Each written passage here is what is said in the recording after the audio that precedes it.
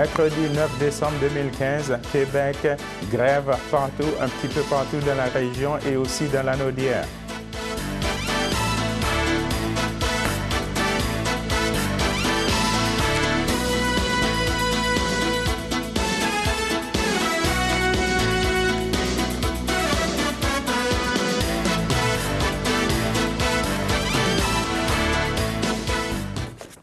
Bonjour à tous, merci de nous rejoindre sur CTRB aujourd'hui pour le mercredi 9 décembre. Eh bien, la grève est un petit peu partout ici au Québec ainsi que dans la Naudière et aussi dans la région de Berthierville, plus précisément sur le traversé Sorel-Tracy et de Saint-Ignace de Loyola. Eh bien, justement, parlant du traversé Sorel-Tracy et de Saint-Ignace de Loyola, eh bien, voici la note qui nous vient à tout droit de la Société des traversiers du Québec pour vous dire qu'en raison de la grève de la CSN, la STQ se voit dans l'obligation d'interrompre le service de traversier aujourd'hui, le mercredi 9 décembre, puisque le traverse de Sorel-Tracy n'est pas assujetti au maintien des services essentiels en cas de grève. Par conséquent, la dernière traversée de chaque rive sera effectuée le 9 décembre comme suit. Dernier départ de Sorel-Tracy et de Saint-Ignace à 22h30 et dernier départ de Saint-Ignace à 23h. Le retour de la normale prévue dans la nuit du 9 au 10 décembre se fera comme suit. Départ à compter de minuit 30 de Sorel-Tracy et départ à compter de 1h de Saint-Ignace à de Loyola. Donc, la Société de traversiers du Québec s'excuse auprès du public en ce qui a trait aux inconvénients que cette situation pourrait créer. Eh bien, justement, parlant de la grève, mesdames et messieurs, eh bien, c'est un petit peu partout ici au Québec qu'il y a la grève. En effet, le secteur public est en grève un petit peu partout ici au Québec. La plupart des écoles et établissements de santé et ministères québécois seront touchés ou bien sont touchés par cette grève des employés de l'État. Mercredi aujourd'hui, alors que le Front commun a annoncé une grève d'une journée et que la Fédération autonome de l'enseignement amorcera lors d'une séquence de 3 journées de grève consécutives. À quelques heures du déclenchement de cette grève, celle-ci semblait inévitable malgré les progrès réalisés au cours des derniers jours à certaines stades de les négociations sectorielles. Le Front commun intersyndical qui représente 400 000 des 500 000 employés de l'État tient la 4e journée de grève ce mercredi, mais cette fois-ci, elle se tient dans l'ensemble du Québec, un peu partout dans les régions. Le Front commun n'a pas renoncé à sa journée de grève, bien que des ententes de principe sectorielles aient été conclues au cours des derniers jours par ce syndicat membre représentant les employés de la section scolaire, des fonctionnaires et ouvriers, ainsi que des professeurs de cégep. Elle nous semble imminente. Rien n'indique à cette heure qu'on devrait mettre de côté ce moyen de pression-là. Cette grève, de toute évidence, va s'exercer parce qu'à l'heure où on se parle, même s'il y a au cours des derniers jours des ententes sectorielles qui sont importantes à souligner, il n'y a toujours pas de changement, pas de nouveau au niveau de la table centrale en ce qui a trait aux paramètres salariaux et à la retraite, a commenté la présidente de la centrale des syndicats de Québec CSQ, Mme Louise Chabot, au cours d'une entrevue justement à la presse canadienne. Eh bien, mesdames et messieurs, on va passer à autre chose. On va revenir chez nous encore pour vous dire que la ville de Berthierville accompagne la CIRBI. En effet, la ville de Berthierville appuie les efforts de la CIRBI, soit la Société de conservation, d'interprétation et de recherche de Berthier et ses îles. Les élus ont accepté, dans le cadre de leur politique de dons et commandites, de verser pour 2016 une aide financière de 1 000 $ à l'organisme. Une résolution en ce sens a été adoptée lundi soir dernier à l'occasion de la séance régulière de décembre. Selon le conseiller municipal Denis Davo qui a proposé cette aide à la CIRBI, cet accueil qui accueille environ 15 000 visiteurs annuellement. À noter qu'il est possible de fréquenter les sentiers de la CIRBI tout au long de l'année. Cet organisme, en effet, existe depuis 1985 et permet aux visiteurs de découvrir un superbe milieu naturel tout au long des sentiers et des tours d'observation. Eh bien, on va passer aux quelques annonces pour vous dire qu'il y a, oui, à Berthierville, des spectacles de Noël à Berthier et à Saint-Cuthbert. En effet, le Cœur de l'Avent offre un nouveau spectacle de Noël à Berthierville et également à Saint-Cuthbert. Les gens pourront entendre à l'église de Berthierville le samedi 12 décembre de 19h30, puis en l'église de Saint-Cuthbert le lendemain dès 14h. Il n'y a pas de billets en vente, ce sont des concerts à contribution volontaire. Un panier fera le tour de l'église durant le spectacle. Cette façon de faire est en quelque sorte un cadeau de Noël que les responsables du cœur l'espèrent permettra à des familles de dépasser un bon moment, quels que soient leurs moyens. Nous espérons que les générations vivent ensemble, s'enivrer dans l'esprit de Noël. Notons, cette année, Lise Brunel est l'artiste invitée, native de Notre-Dame-des-Prairies. Elle est reconnue pour sa puissance vocale, son thème de voix, l'étendue de son registre, ainsi que pour ses interprétations d'une grande sensibilité. En 2009, elle a été l'une des 3 gagnantes du concours Apéro à l'Opéra, présenté par l'Opéra de Montréal. Eh bien, ça, c'était pour les annonces. Mesdames et messieurs, on va passer tout droit à une autre annonce pour vous dire que le Centre d'action bénévolat de Daudraye d'Icaba invite la population à un dîner de Noël qui s'effectuera le mardi 15 décembre 2015 dès 11h30 au local du Caba situé au 180 rue Champlain, ici à Berthierville. Donc, pour toutes les informations, vous pouvez toujours communiquer au 450-836-7122 ou le 450-875-0921. Eh bien, mesdames et messieurs, on va passer à autre chose pour vous parler de l'aide médicale à mourir encore une fois, puisque c'est le sujet, puisque cette loi tient vraiment, c'est ça qui passe un petit peu partout dans les médias. Eh bien, l'aide médicale à mourir, présentement aujourd'hui, la Cour d'appel du Québec entendra la requête aujourd'hui. Le débat sur la loi concernant les soins de fin de vie du gouvernement du Québec sera de retour devant les tribunaux aujourd'hui en Cour d'appel du Québec. Le plus haut tribunal de la province doit entendre les arguments des avocats du gouvernement qui demandent l'autorisation d'interjeter appel d'une injonction ordonnée par la Cour supérieure à la semaine dernière. Si elle est maintenue, l'injonction pourrait retarder la mise en vigueur de la loi au Québec sur l'aide médicale à mourir au moins jusqu'en février. Eh bien, parlant de l'aide médicale à mourir ou la loi de mourir dans la dignité, justement à Saint-Légory, quand il y avait le forum des aînés de la table de concertation des aînés, on avait rencontré l'instigatrice de cette loi. Écoutez une partie de sa conférence. Des serpents et des échecs, nous avons attrapé un très grand serpent, ce qui fait en sorte que pour le bonheur de d'autres qui ont monté une échelle, c'est un nouveau gouvernement qui est arrivé. Mais j'ai eu une petite crainte quand même qu'après tout ce travail, parce que ça faisait à peu près 3 ans à ce moment-là, qu'on n'allait pas de l'avant, mais finalement, fait absolument exceptionnel. Le projet de loi a été redéposé par le nouveau gouvernement avec les 2 noms, donc le nom du nouveau ministre de la Santé, M. Barrette, et mon nom comme ancienne titulaire, et au même stade où il était rendu, ce qui fait qu'il a pu être adopté en juin 2014, et ayant prévu qu'1 an et demi après, il rentrera en vigueur, c'est ce qui explique qu'il va être en vigueur donc en décembre. Donc, tout ça pour vous dire que quand on a déposé le rapport, il y avait 24 recommandations unanimes. Et quand je vous dis que c'était loin de porter uniquement sur l'aide médicale à mourir, il y en avait 12 sur la bonification des soins de fin de vie. Il y en avait 4 sur les directives médicales anticipées, l'information aux patients, puis 12 sur l'aide médicale à mourir. Au cours de sa conférence, Mme Véronique Yvon a également parlé de la planification des soins de fin de vie. Écoutez l'extrait. On va continuer. La planification des soins de fin de vie, ça, c'est les directives médicales anticipées. Donc, comme je vous ai dit tout à l'heure, on s'est questionné à savoir est-ce qu'on ne devrait pas aller plus loin, parce que je dois vous dire que pendant nos auditions, on s'est quand même rendu compte qu'il y avait encore des relents d'un certain paternalisme médical.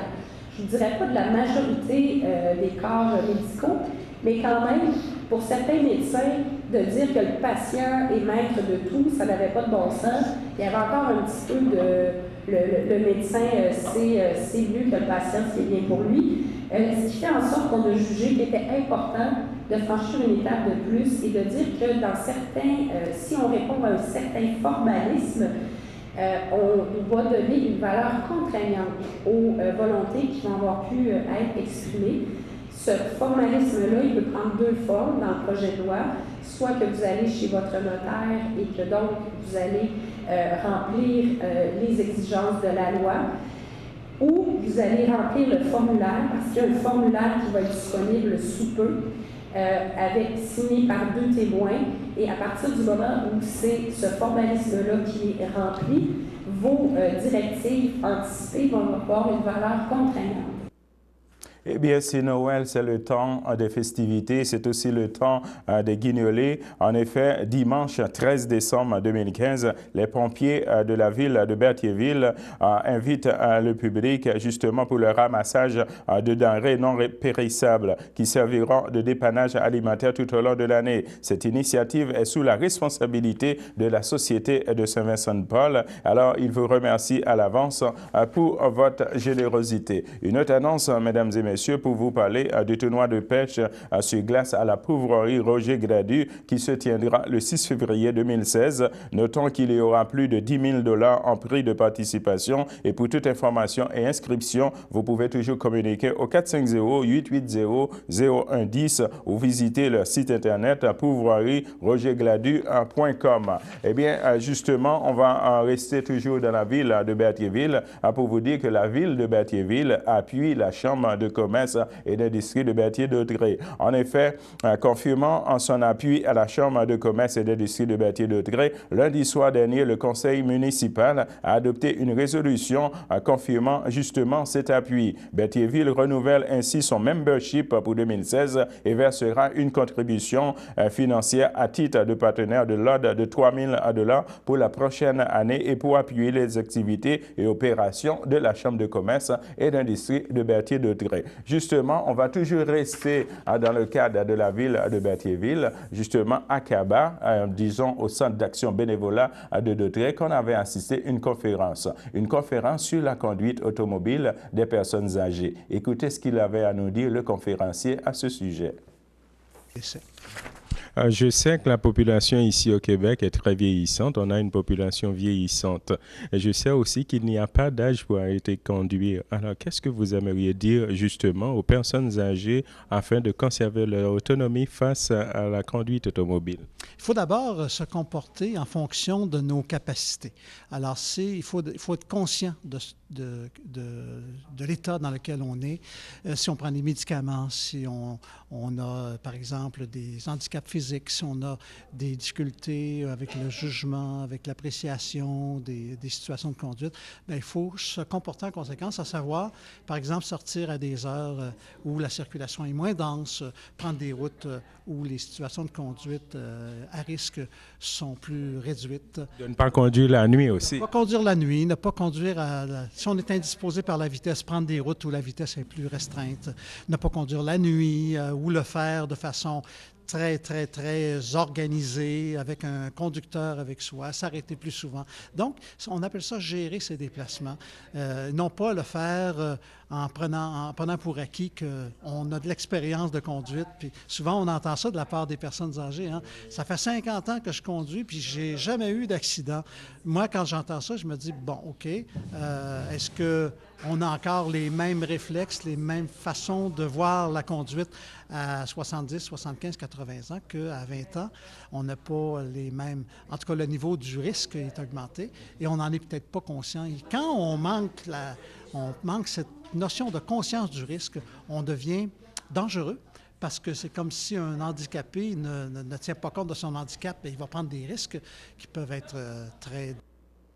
Alors, mesdames et messieurs, on va s'arrêter là pour une petite pause. Le samedi matin, dès 9h30, nos téléspectateurs sont invités au Super Bingo télévisé diffusé de nos studios de Berthierville. Un montant de 600 $ est disponible chaque semaine lors de cette joute de bingo télévisé.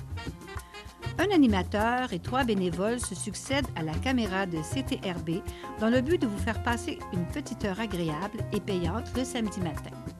On peut se procurer les cartes de jeu chez les dépositaires autorisés participants à Berthierville, le dépanneur Formule 1, rue Gilles-Villeneuve, le marché IGA Extra sur la rue Gabriel-Brissette, le dépanneur Gauthier-Savard au 480 Montcalm, le marché Métro, rue Notre-Dame, la pharmacie Brunet, rue Frontenac, le garage Pétroté sur la rue Gilles-Villeneuve et à Saint-Ignace de Loyola, le marché Aldo, rang Saint-Michel, le dépanneur Le Magasin Esso sur le chemin de la Traverse.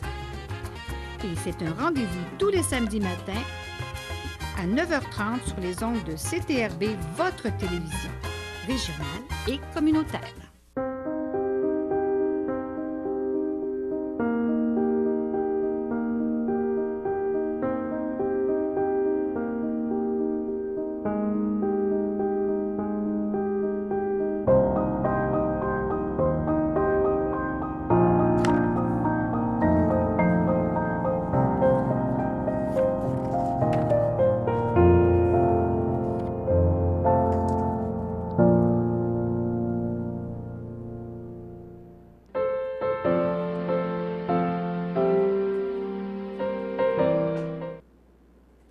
De retour, mesdames et messieurs, pour les anniversaires. En effet, la FADOC de l'île du Pas souhaite bonne fête à Mme Florence Desplantes et aussi à M. Robert Batte. Et aussi, le pavillon de Berthier souhaite également une bonne fête à M. Alain Boucher. Donc ça, c'était pour les anniversaires en ce mercredi 9 décembre. Eh bien, on va retourner à la ville de Berthierville pour vous parler du calendrier des séances. En effet, le conseil municipal de la ville de Berthierville a profité de sa dernière séance régulière tenue en 2015, lundi soir dernier, pour entériner le calendrier des séances des membres du conseil municipal pour la prochaine année. Ainsi, la toute première rencontre de 2016 se déroulera le lundi 11 janvier 2016. Il y aura aussi les séances des premiers lundis du mois par la suite, soit le 1er février, le 7 mars et le 4 avril. La séance de mai est toutefois prévue le mardi 3 en raison du congé du 1er mai, déplacé le 2 mai. Il y aura par la suite une séance le lundi 6 juin, puis le lundi 4 juillet avant les vacances. La séance du mois d'août se tiendra le deuxième lundi du mois, soit le 8. Finalement, les séances de septembre, octobre, novembre et décembre retiendront l'attention le premier lundi de chacun de ces mois. À noter que les assemblées régulières des membres du conseil municipal de la ville de Berthierville débuteront toujours vers 19h30. Eh bien, justement, je vais passer à autre chose pour vous amener tout droit à la cathédrale de Joliette. Si le 4 novembre dernier, c'était l'installation, plutôt l'intronisation du Monseigneur Raymond en Poisson, eh bien, au micro de l'abbé Claude Sauvageau, Monseigneur Raymond en Poisson a parlé de la nouvelle orientation du diocèse de Joliette. Écoutez à l'extrait. On le voit maintenant sur son siège. Et après ces rumeurs qui ont circulé, qui vous ont finalement rejoint, vous voici assis sur le siège épiscopal pour avoir les 3 missions de l'évêque. Maintenant, une fois installé ici, donc c'est depuis quelques jours à peine, quelques semaines, vous avez déjà voyagé beaucoup, vous êtes allé à Rome, à Ottawa, Trois-Rivières. Vous commencez à prendre plus racine. Puis quand on arrive, on a le temps des projets ou des façons de voir les choses. Alors, quelles sont vos orientations, vous pensez, là? Vos souhaits, désirs? Bien, vous savez, l'Église particulière, on appelle ça un diocèse, une Église particulière, elle est solidaire de ses voisines. Alors, c'est un petit peu une marche commune qu'on fait dans tout le Québec. Il faudrait parler aussi du Canada. On est une seule conférence épiscopale, mais il faut bien le dire, la réalité ecclésiale, la réalité de l'Église, elle n'est pas pareille partout. Elle dépend de la culture, elle dépend de l'histoire récente, elle dépend de conditions très objectives comme le fait que nous, au Québec, on ne fait plus affaire avec l'école publique comme telle. Alors, ce qui n'est pas le cas de l'Église ailleurs au Canada. Alors, je dirais que ma vision ou mes préférences ou mes points de repère auraient en un sens été les mêmes dans n'importe laquelle des églises locales du Québec. J'étais très heureux d'abord de prendre connaissance des orientations du diocèse qui sont les siennes depuis 2004 et je m'inscris en succession avec celle-là, mais j'ajoute quelques points de repère. Eh bien, pour parler d'orientation, c'est à la suite de constatations que Monseigneur Raymond Poisson en a fait en ce qui a trait au diocèse de Joliette. Écoutez ce qu'il avait à dire en ce qui a trait à Je me dis, par exemple, nous sommes rendus à un moment de la vie de notre Église où il faut presque se confesser de ne plus être capable de continuer comme on fait depuis 30 ou 40 ans. Nous avons vécu au Québec, nous l'avons vécu à Joliette aussi, je le vois d'ailleurs dans les effectifs et les ressources humaines qui sont en place, prêtres, agents de pastoral, nous avons vécu un très grand effort pour couvrir tout le territoire et tous les lieux de service, toutes les communautés chrétiennes. Mais on est à la veille de ne plus être capable de faire cela et je pense que le changement va être nécessaire pour les communautés chrétiennes, afin qu'elles puissent se retrouver les unes avec les autres et retrouver entre elles des solidarités, des occasions de célébrer ensemble et de réaliser la mission ensemble aussi. Eh bien, pour en savoir quels sont les changements que préconise Monseigneur Raymond Poinçon, écoutez l'extrait. Donc, il y a aussi le fait que du côté du patrimoine bâti, nous avons un héritage merveilleux, particulièrement dans la Naudière, des églises magnifiques. Mais encore faut-il que dans ces églises-là, il se passe quelque chose. Et là aussi, je pense que les communautés chrétiennes ont besoin les unes des autres pour pouvoir se visiter et habiter ces lieux. Je pense aussi aux prêtres. Je trouve qu'ils ont été et qu'ils sont d'une très, très grande générosité à s'occuper de 3, 4, 5, 6, 7, 8 communautés chrétiennes en même temps. Et il va falloir penser à eux aussi. Il va falloir penser à ce qu'ils deviennent et comment ils peuvent rendre ce service d'être les tenants-lieux, les lieux tenants du Christ dans la communauté. Est-ce qu'on peut vraiment faire ça à très, très peu de temps à autre? Ou si les communautés n'ont pas à faire l'effort d'être ensemble pour avoir ensemble, avec leurs pasteurs, des moments de vie communs. Je pense que c'est des questions qui sont plus que juste des interrogations qui vont devenir pour nous tous au Québec et aussi donc à Joliette, dans l'Église de Joliette, des impératifs pour des changements majeurs. Le changement fait toujours peur. C'est normal, mais il n'y a pas de vie sans changement. Quand il n'y a pas de changement, il n'y a pas de vie. C'est vrai dans l'enfant qui grandit, c'est vrai dans le couple qui vieillit, c'est vrai dans le travail professionnel qu'on effectue, c'est vrai dans la vie de l'Église aussi. Le pape nous invite à une conversion missionnaire et il invite non seulement les individus, les communautés, mais les structures aussi. Alors, on va suivre cette invitation-là et avec tous ceux qui y sont intéressés, on va essayer de trouver assez rapidement, de trouver les meilleurs moyens pour que notre réalité d'Église puisse être témoin de la mission de Jésus avec efficacité dans notre milieu, quitte à changer des structures auxquelles on est habitué. Alors, je vous rappelle que l'intégralité de cette entrevue sera diffusée à l'émission Son de cloche qui passe régulièrement ici à CTRB. Alors, mesdames et messieurs, on va s'arrêter là pour une petite pause. Oh là là! Oh! Oh oh!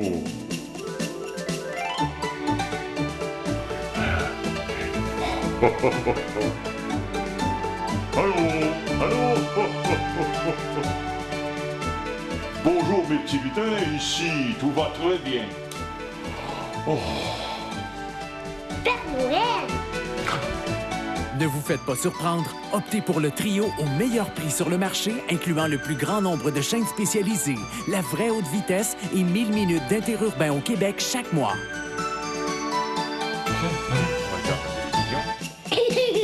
Oh oh! Yeah.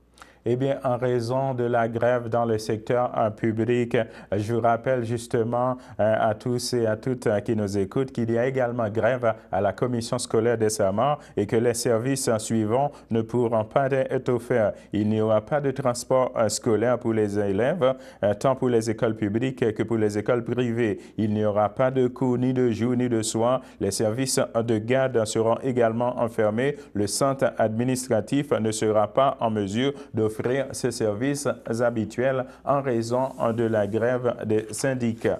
Eh bien, justement, on va passer aux éphémérides puisqu'on n'a pas d'avis de décès. Eh bien, justement, c'est arrivé 9 décembre 2007 en Colombie-Britannique. Un jury trouve Robert Picton coupable des meurtres non prémédités de 6 prostituées toxicomanes. Il sera condamné à 25 ans ferme. C'est également un 9 décembre 2010 que les restes de Sainte-Marguerite d'Youville, autrefois conservés à Montréal, sont déposés dans la basilique Sainte-Anne de Varennes. C'est également un 9 décembre 2005 que la Cour d'appel recommande à Québec de destituer la juge André Ruffo. C'est également un 9 décembre 2004 que la Cour suprême du Canada statue qu'un projet de loi légalisant le mariage homosexuel est arrivé constitutionnel. C'est également arrivé un 9 décembre 2003 à la suite des cas de maltraitance des patients. Le ministre de la Santé, Philippe Couillard, met en tutelle l'hôpital montréalais Saint-Charles-Borromée. C'est également arrivé un 9 décembre 1955 que quelques 3000 Montréalais jeunes surtout dénoncent une hausse des tarifs et causent pour 100 000 $ de dégâts à des autobus et tramways. C'est également arrivé un 9 décembre 1912 que rue Sherbrooke à Montréal, il y a eu l'inauguration du musée des Beaux-Arts. Eh bien, ça, c'était pour les éphémérides, mesdames et messieurs. De retour avec la météo.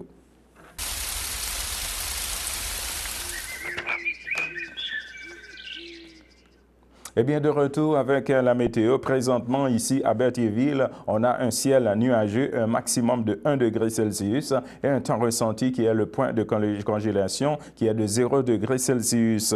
Alors, pour ce qui est de mercredi dans l'après-midi, on va avoir ici à Berthierville un ciel variable et un maximum de 3 degrés Celsius et un temps ressenti de 0 degré et une probabilité de pluie de 20%. Pour ce qui est de mercredi dans la soirée, on va avoir un ciel variable et un maximum de 1 degré Celsius et un temps ressenti de moins 3 degrés et une probabilité de pluie de 20%. Pour ce qui est de mercredi dans la nuit, on va avoir un ciel avec faible pluie, un maximum de 2 degrés Celsius et un temps ressenti de moins 3 degrés et une probabilité de pluie de 80%. Pour ce qui est de jeudi dans la matinée, on va avoir un ciel avec faible pluie, un maximum de 4 degrés Celsius et un temps ressenti qui est le point de congélation qui est de 0 degrés Celsius et une probabilité de pluie également de 80%. Alors, mesdames et messieurs, c'est ce qui complète notre bulletin de nouvelles pour CTRB aujourd'hui. Je vous donne rendez-vous demain midi, toujours à la même heure. Bonne fin de journée à vous sur notre antenne. Merci d'avoir été des nôtres.